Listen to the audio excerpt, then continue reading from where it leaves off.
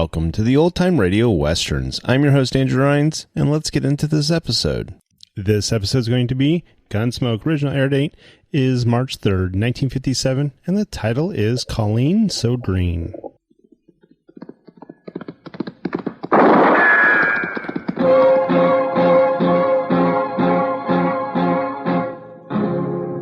Gunsmoke.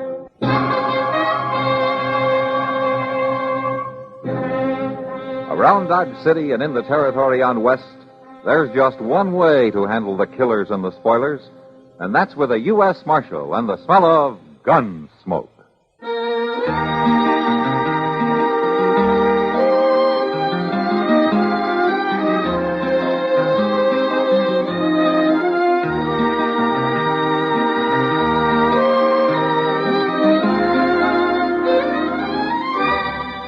Gunsmoke, starring William Conrad. The story of the violence that moved west with young America. And the story of a man who moved with it. I'm that man. Matt Dillon, United States Marshal. The first man they look for and the last they want to meet. It's a chancy job, and it makes a man watchful. And a little lonely.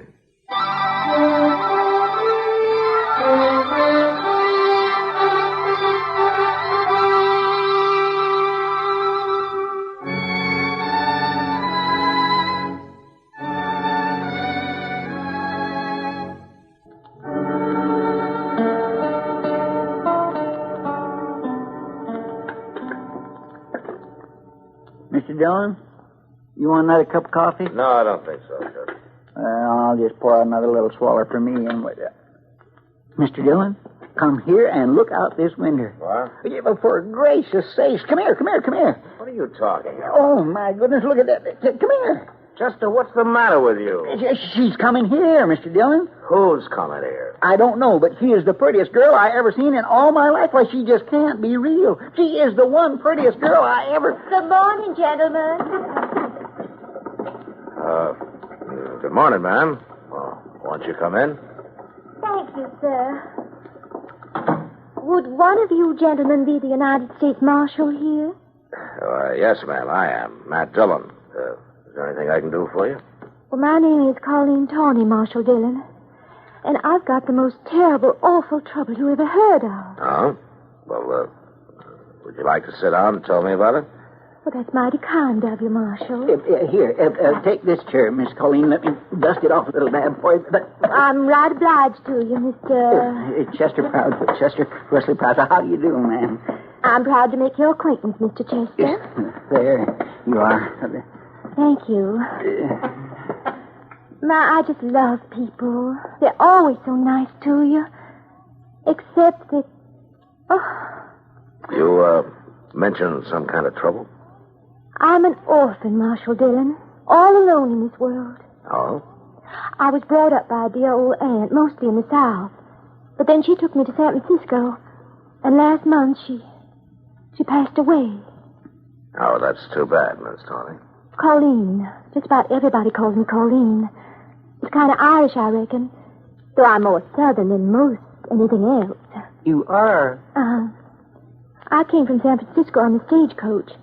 And I had just enough money to get me to my kinfolks down south. If I got any kinfolks anymore. And I could just kill whoever done it, Marshal Dillon. Whoever did what, ma'am? Well, took all my money. I put my pocketbook on that baggage truck just for a minute. Over at the depot it was. People are always so nice to you. You just don't think. Somebody robbed you, is that it? Every living cent I had in this world. Why, I'm a pauper, Marshal Dillon. I'm destitute. Oh, well, can I fetch you a dipper of water or something, Miss Colleen? I'm all alone without nobody to turn to, nor even a roof over my head or anything to eat or anything. Oh, well, now, it's not as bad as all that, ma'am. It's not? Really? Well, I think we can fix you up with a room over at the Dodge House for a few days. You could? Well, by that time, something may turn up. Maybe we can get your money back. Really? Would you like a dipper of water, Miss Colleen? I knew the minute I walked in that door you'd help me. Miss Colleen, would you like a dipper of water? No, thank you, Mr. Chester.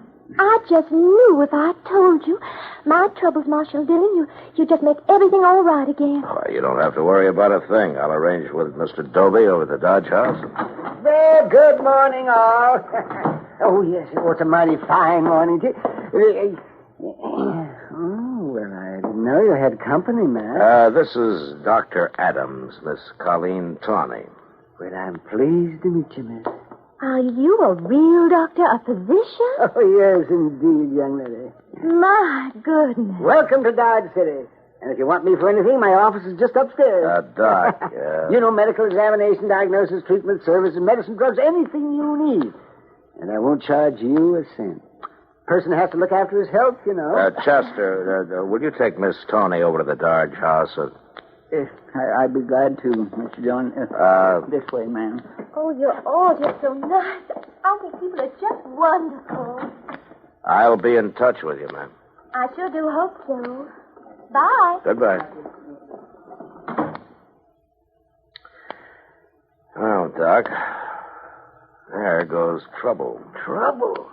A girl who looks like that? Why, Matt, she's like a dream in spring. She's as wide-eyed and helpless as a newborn baby. Yeah, Doc, that's exactly what I mean.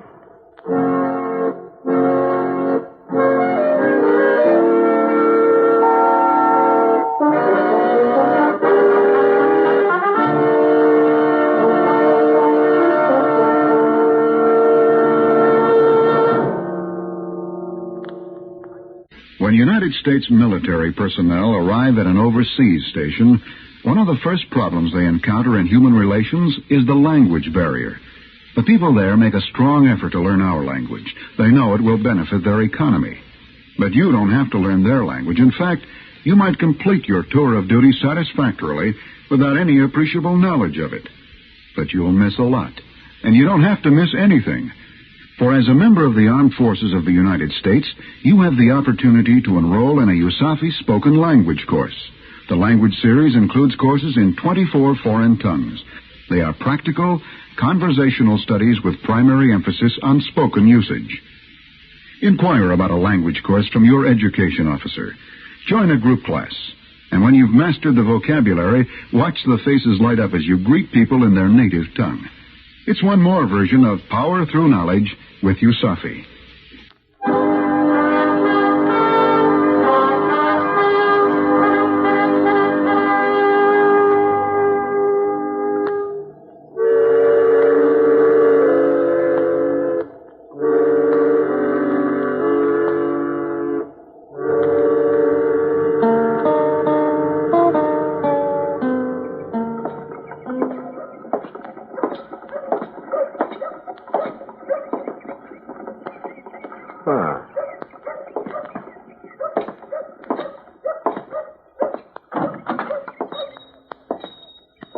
Well, good afternoon, Matthew. How are you, Miles? Something I can do for you, is there? Oh, no, I was just passing by and I saw Chester back there. Looks like he's stocking up for a trip or something. I haven't seen any of his money yet. Well, you're not likely to. Chester isn't exactly the biggest spender in the world. Oh, I've often suspected that, Matthew. Hello, Chester. Well, hello there, Mr. Dillon. What in the world are you doing here? No, I just came in to satisfy my curiosity. Curiosity? Mm-hmm. About what? You going on a buffalo hunt or something? No, sir.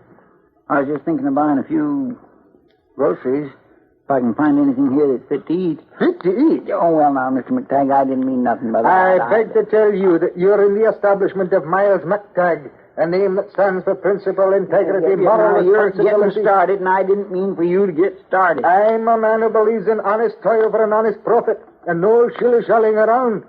A man who gives honest value on every item in the store. And whoever started that rumor about weevils in my flour barrel is an outright liar. Sure, Mr. McTagg, sure. Anybody can get weevils in hot weather. Well, of course they can. Yeah, well, now, are you really planning to buy anything, Chester? Well, sure I am. What? Well, whatever somebody could use if they're not set up to cook, if they're just living in one room. Well, a few pounds of beans and some cracklings ought to do it. Well, sure, for a mule skinner, I need something better than that. What's the matter with all this stuff you already got picked out, Chester? Well, now, sir, that's kind of what I had in mind. No? Beans and cracklings ain't fit for a lady. A lady? Ah, so that's it. Now I know what you're up to. Well, now, Mr.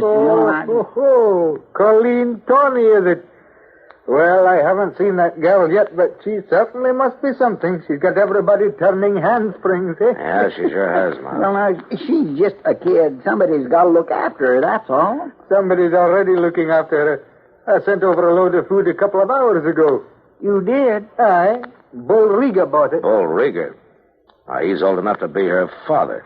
He didn't act very fatherly, all dressed up as though he was going to a preaching. Oh, that old fool. Well, now I hear it. He's quite the devil with the women, Chester. You're going to have to get up and hump some if you're going to run rivals with him. Look here. Never mind, Chester. Look, before you pay for this stuff, I think I'll go over and have a little talk with Miss Tony.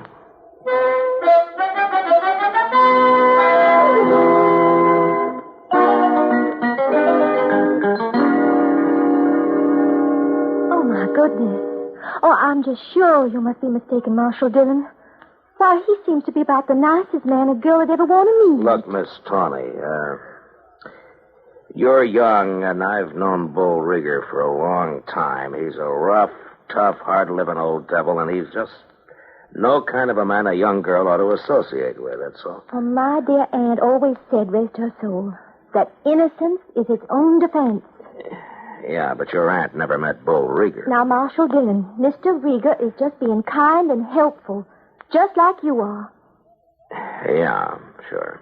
Well, everybody's been so nice and thoughtful. Mr. Chester's already been by 3 times today. Doc was here, That too. old goat here, too? He took my temperature and my pulse and said I was just fine as far as he could tell. Yeah, and well, Mr. look... Rigger just insisted on helping me. He said he had a little old empty house up the street. Yeah, that would be the old Sackler place. Well, he said I could just live in it for nothing as long as I pleased. And, of course, I told him I wouldn't think of such a thing. Well, good. And then he said he'd give me the house. Give it to you? Mm-hmm. That's exactly what I've done. Don't you know how to knock, Rigger? Not when the door's open, Marshal. Well, I went and done it, little lady. Got it drawed up all proper and legal over at the bank. There's the deed. Ah, Mr. Rigger. The house is yours. Lock, stock, and barrel. No strings on it. You can move in right now if you're a mind to. Isn't it wonderful, Marshal Dillon? Yeah, it's great. Well, I'm just going to sit right down and read this little old paper right through. Rigger, would you come out into the hall for a minute? I'd like to talk to you.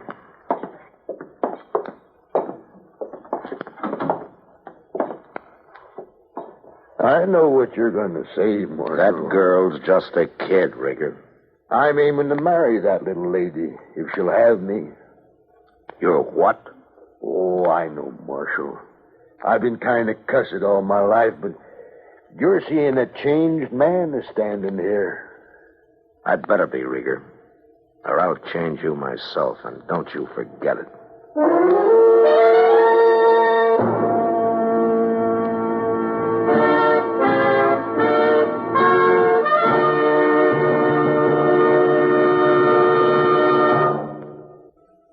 Another visit with Joe and Daphne Forsythe. Joe, honey. Uh-huh. Joe, darling, put down the paper. I've got something important to ask you. Okay.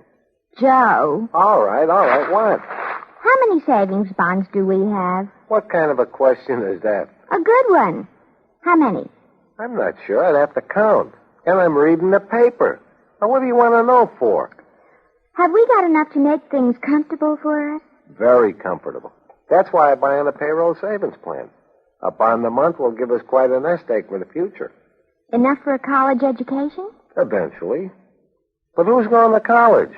Our children, silly. We don't have any yet. Oh? What do you mean? Oh? Better buy some more bonds, honey. Daphne, you mean... We've got a new investment. How about that?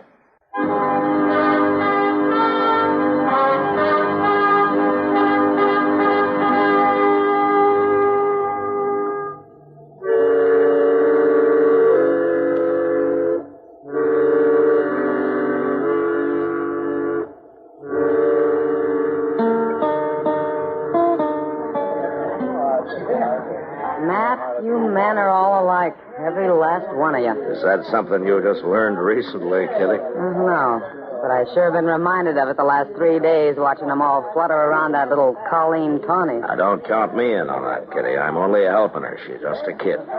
Well, she's done pretty well for just a kid. Flat broke 3 days ago. Now she's got a house of her own, enough food to last her a month. Okay. Chester runs over there 3 and 4 times a day with something else for her to eat. Doc stops by morning and night to check on her health. I feel sorry for her, Kitty. She's an orphan. She probably drowned her parents. Now, Kitty. Matt, I know these helpless little southern belles, especially the big green-eyed kind. Sam will never hire one here in the Long Branch, and I go right along with him. But why? Because all she has to do is bat those long eyelashes, and men will start killing one another over her. Kitty, I've already told you no matter what I think, it's my job to protect her. Protect her. Look, Matt, do you think they put bars on a tiger's cage to protect the tiger? Oh, Kitty. All right, Matt. Oh, shut up. But I just hope you're all still on your feet when the smoke finally clears.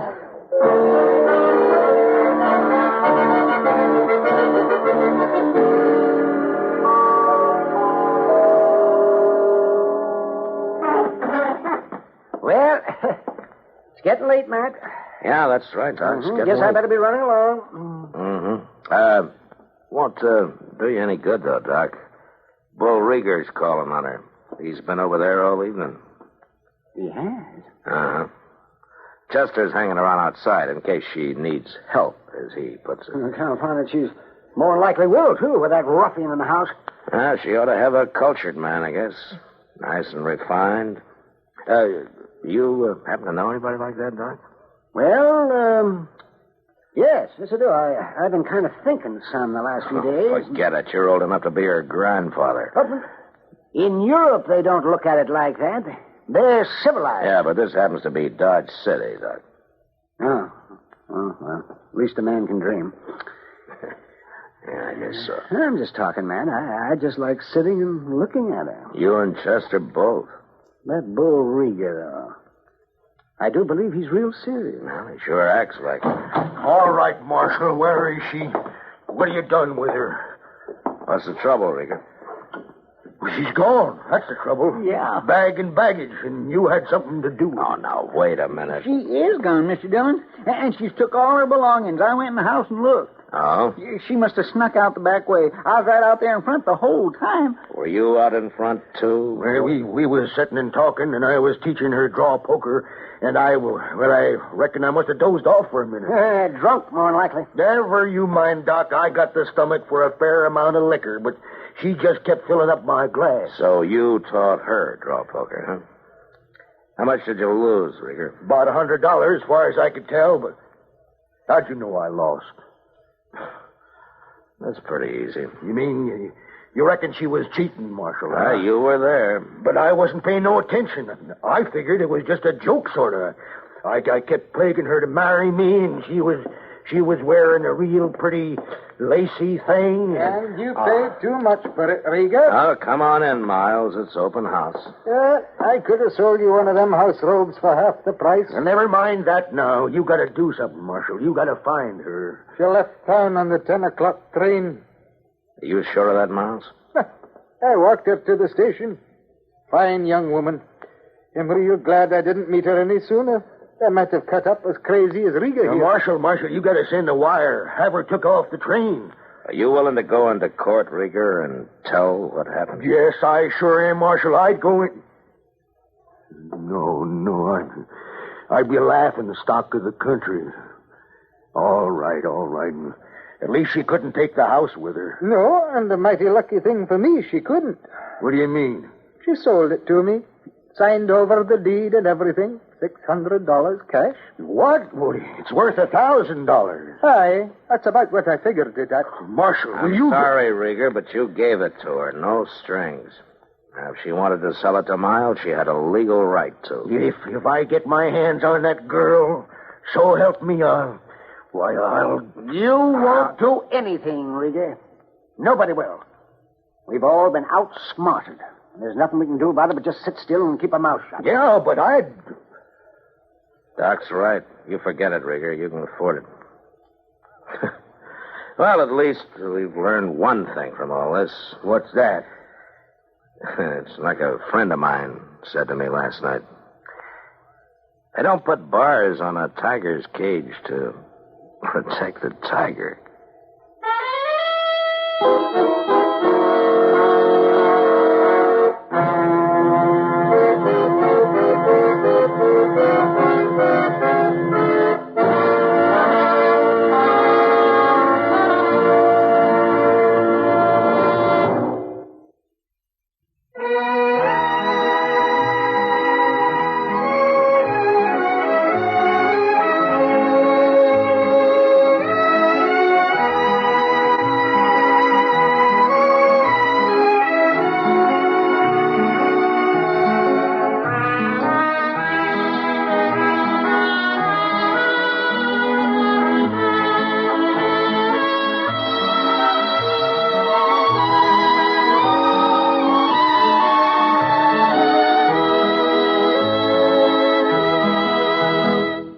Gunsmoke. Produced and directed by Norman MacDonald. Stars William Conrad as Matt Dillon, U.S. Marshal. Featured in the cast were Parley Bear as Chester, Howard McNear as Doc, and Georgia Ellis as Kitty.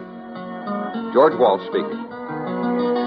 Join us again next week for another specially transcribed story on Gunsmoke. This is the United States Armed Forces Radio and Television Service.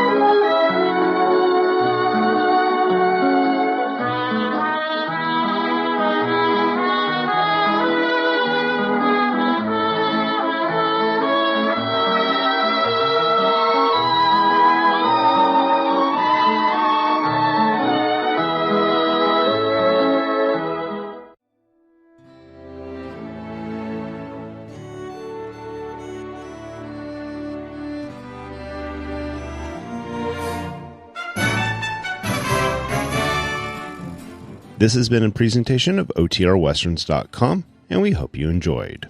Please take some time to like and rate our shows in your favorite podcast application. Follow us on Facebook by going to OTRWesterns.com/Facebook.